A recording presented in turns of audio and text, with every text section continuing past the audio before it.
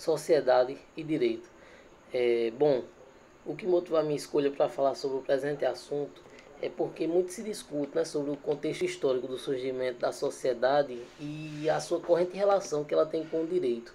E de sorte que se pretende explicar de uma corte justnatural sobre a visão de três vertentes teóricas, que é a virtude, o naturalismo, que a gente vai tratar o naturalismo como naturalismo teológico, e o contratualismo.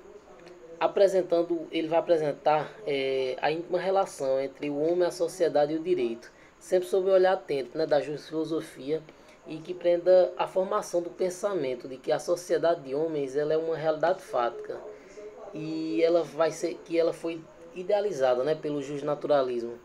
E o que também me chamou a atenção é que sobre esse tema ele vai ter três proposições, que é: onde está o homem, está a sociedade, que é também chamado de ubi homo, ibi societas.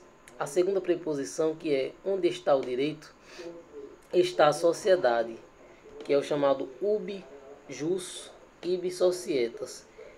E a terceira preposição, que é onde está o direito, está o homem, ubi jus, ibi homo. Aqui a gente tá vendo, né, que tudo se correlaciona entre o homem, o direito e a sociedade, com essas três proposições. Aí nesse primeiro slide aqui a gente vai tratar o homem como animal gregário, o que quer dizer que o homem ele sempre vai depender de um grupo para sobreviver. Ele o homem ele é dotado de sentimentos, de razões, e a gente precisa se comunicar, precisa permutar experiências, precisamos produzir bens tanto para mim quanto para outras pessoas, e em contrapartida a gente sempre vai estar desfrutando também do trabalho de outra pessoa. E visto que nessa visão é impossível a gente viver sem estar em um grupo. É impossível a gente viver sozinho, isolado. E o homem, ele é gregário por índole. E a gente vai estar vinculado a dois mundos, né? Que é o mundo natural e o mundo cultural. É, no mundo natural, no mundo natural, ele é constituído pelos reinos animal, vegetal e mineral. Ou seja, pelas três grandes divisões em que se agregam todos os seres do universo. Quer dizer que nesse mundo o homem ele vai se encontrar incorporado, né, como uma parte constituinte do todo, embora seja uma das parcelas mais importantes, se não a principal delas. Mas apesar de o homem se sobressair em relação a todos os demais componentes do mundo natural, ainda assim o homem ele vai estar inserido de maneira totalmente incorporativa. No mundo natural, o homem ele vai estar congregado, ele não vai estar destacado. Já no mundo cultural, que é o elaborado pelo homem, fruto da sua inteligência e do seu trabalho, é o mundo constituído pelos seres humanos e pelas coisas que produzem, não só para viver, como também para conseguir melhores condições de vida. Aqui pode-se dizer que é o mundo da produção de bens, onde só é dado ao homem o que fazer. E no mundo cultural é caracterizado a vitória do homem na luta para ele se desmembrar, né, da natureza, enquanto os demais animais, pela irracionalidade inata de que são portadores, não conseguem se separar da natureza. E o homem aqui é tratado como um animal racional. Ele vai vir a formar uma unidade, né, vindo a formar com ela uma unidade. E o homem, ao contrário, ele vai se evidenciar, ele vai se separar e forma então uma dualidade, que então ela vai ficar ao lado dos demais seres, que vai ficar então ao lado dos demais seres.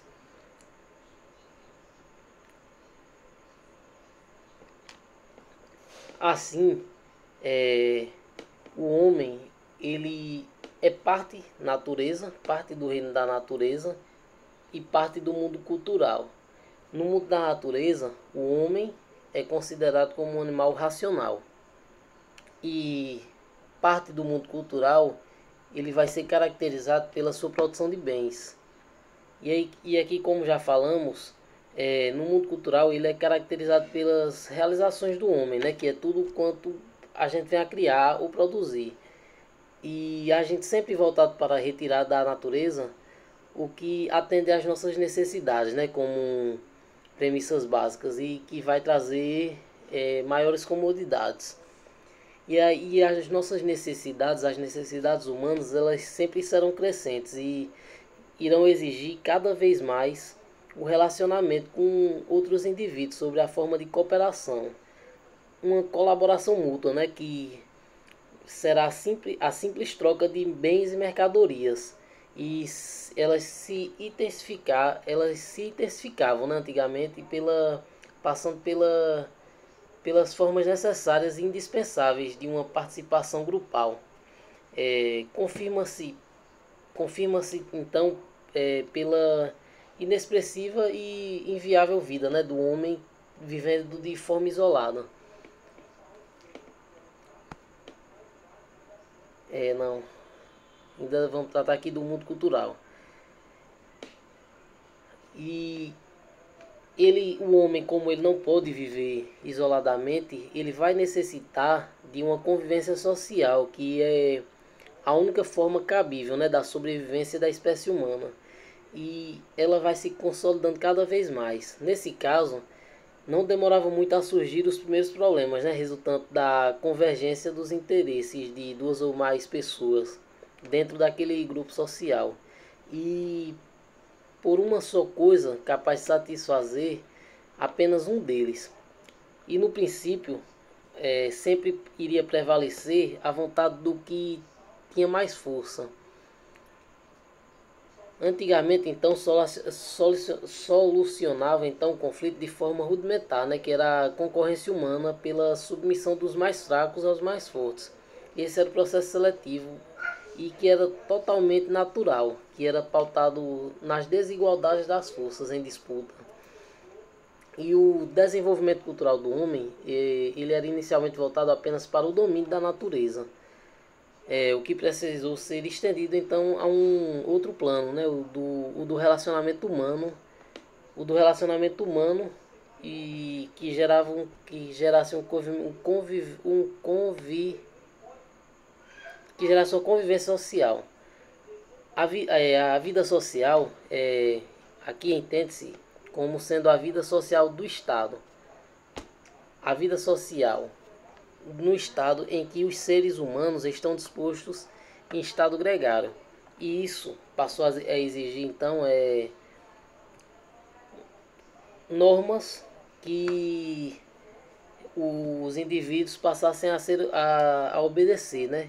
E essas normas elas deviam ser obedecidas por toda a coletividade, e seriam normas comuns, especialmente criadas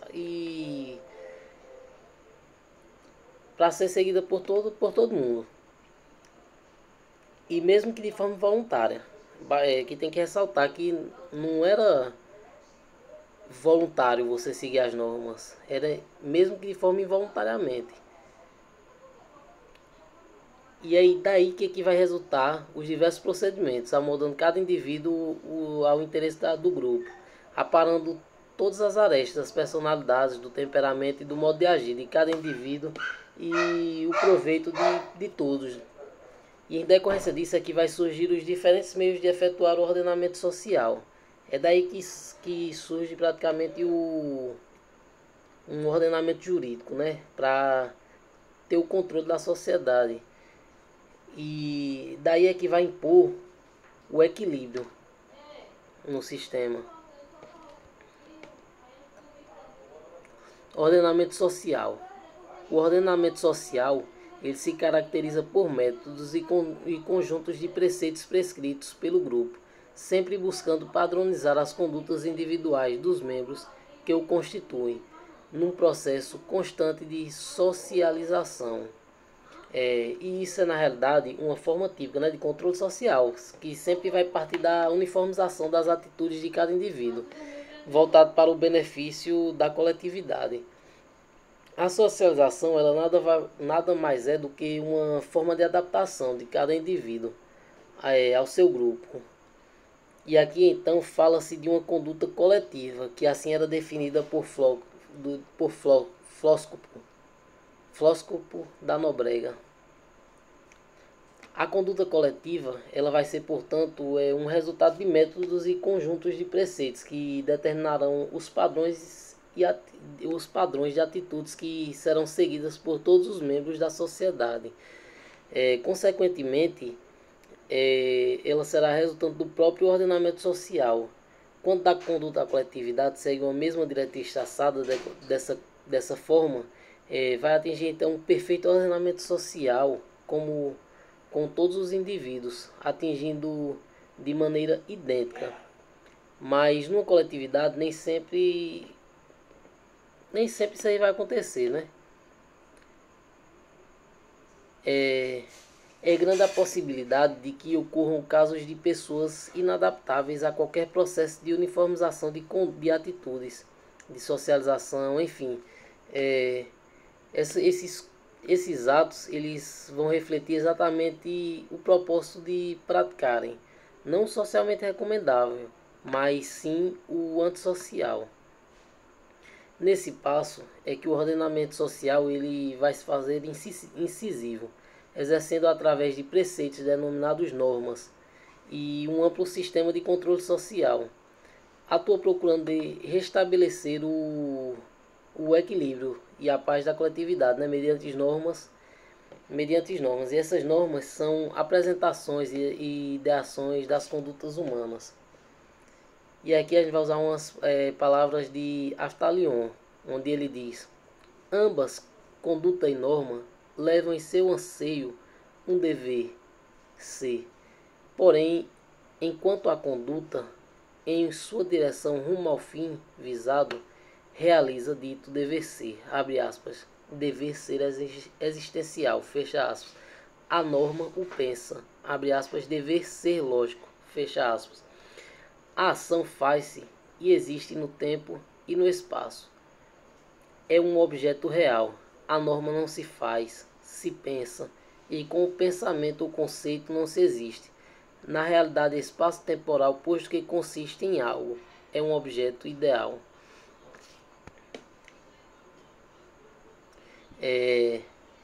As normas técnicas, então, elas vão resultar de observações e experiências que vão combinar e permitir a formulação de enunciados específicos, né, que acerca da maneira pelo qual realmente ocorrem os fatos e fenômenos. Por isso é que ela vai indicar o modo como se deve agir e que se possa atingir um fim determinado. Via de regra, essas normas elas vão ser destinadas não só ao estabelecimento do domínio do homem sobre a natureza, como também elas vão ser voltadas à obtenção de melhores condições de segurança, de conforto e de maior rendimento de produção de bens. As normas técnicas, portanto,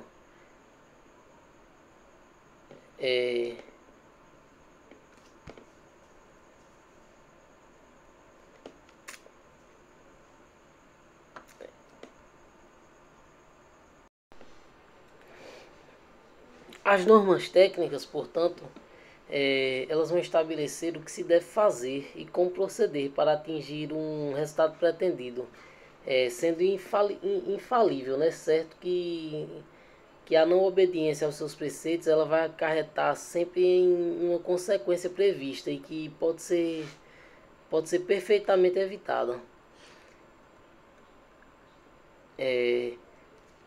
Então, através dessas observações e experimentações é que as normas técnicas elas vão determinar como tem que ser as coisas e o que ela vai culminar, e ela vai enunciar o procedimento necessário para que seja alcançado um fim previsto. Então, serão denominadas normas técnicas justamente porque elas vão determinar de modo pelo qual tem que ser feitas as coisas para atingir-se um resultado perfeito.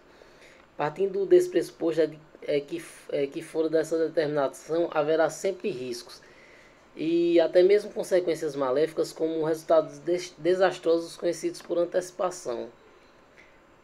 As normas de religião, moral e direito, elas são exemplos simples, né, do que são normas éticas.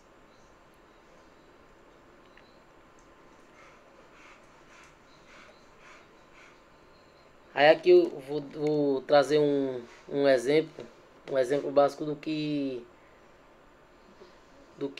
são esse tipo de normas, né?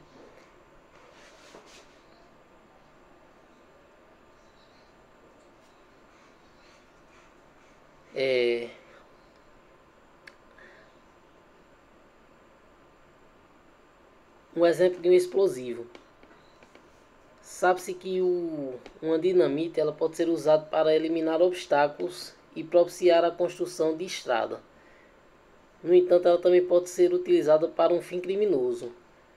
A norma técnica ela vai esclarecer como é que ela lida com a dinamite para obter um resultado desejado. Já a norma técnica ela vai indicar quais são os fins lícitos e justos que admitem a utilização dessa dinamite.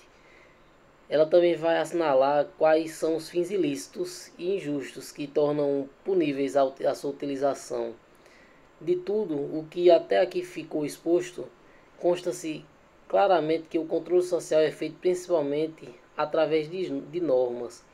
As normas, em última análise, são representações de condutas. Tanto a conduta quanto as normas, elas vão estratificar um dever ser para o indivíduo. Mas são diferentes os conceitos, né, de norma e de conduta. A norma é o dever ser idealizado, pensado, imaginado. O dever ser em consonância com o interesse da coletividade. Da norma, transformada de um pensamento para uma regra, que resultam as obrigatoriedades, né, dos indivíduos quanto às suas maneiras de agir. Quanto aos seus comportamentos, a conduta, portanto, ela nada mais é do que a própria realização e efetivação do dever ser. A conduta é o dever ser real, exercido na prática. Da norma é que se obtém uma conduta individual. Ela idealiza a maneira de proceder. Ela vai configurar a conduta adequada de um indivíduo para um benefício da coletividade. Nesse aspecto é que, impondo maneiras de agir idênticas para todos, acaba por realizar um verdadeiro controle social, o qual se concentra na desejada uniformização, né, das atitudes a serem seguidas por cada indivíduo na coletividade. Sendo a norma uniformizadora, ela é obrigatória. O dever ser é igualmente a todos os indivíduos e pune todos aqueles que decidam se afastar e descumprir os preceitos que ora foram estabelecidos. A sociedade humana, cujo controle se procura estabelecer de forma normativa, ela tem um arcabouço natural, uma estrutura sólida e simples, sem a qual faria quaisquer tentativas de organizar. E essas normas, ainda que essas normas elas fossem atualizadas, né, adequadas e perfeitas, esse arcabouço é indispensável mesmo, na qual se efetuarão os aperfeiçoamentos e se introduzirão os princípios organizatórios adequados e que ora serão denominados instituição. A sociedade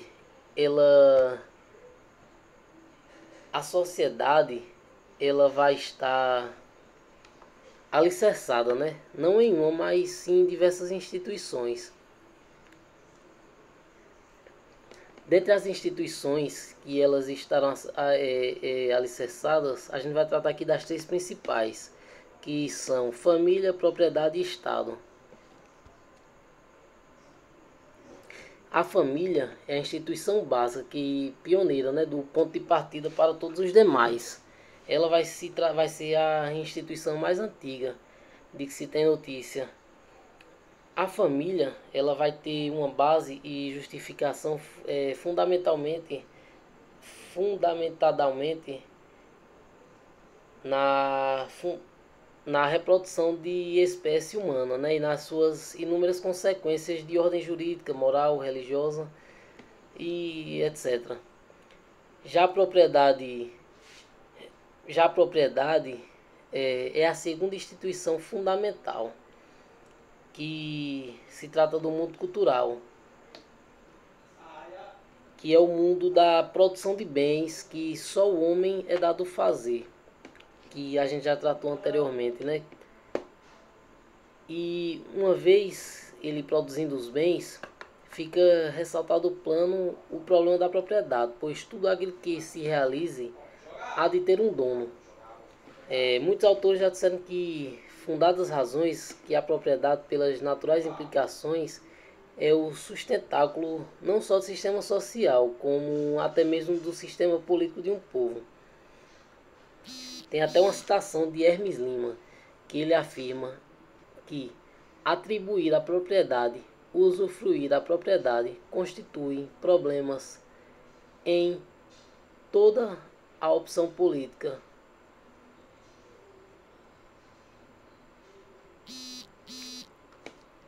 E aí tem a terceira instituição, que é o Estado. O Estado é a instituição fundamental. No conceito moderno, Estado é a centralização, né, dentre outros, dos poderes político, administrativo, legislativo, financeiro, dentre outros, com território que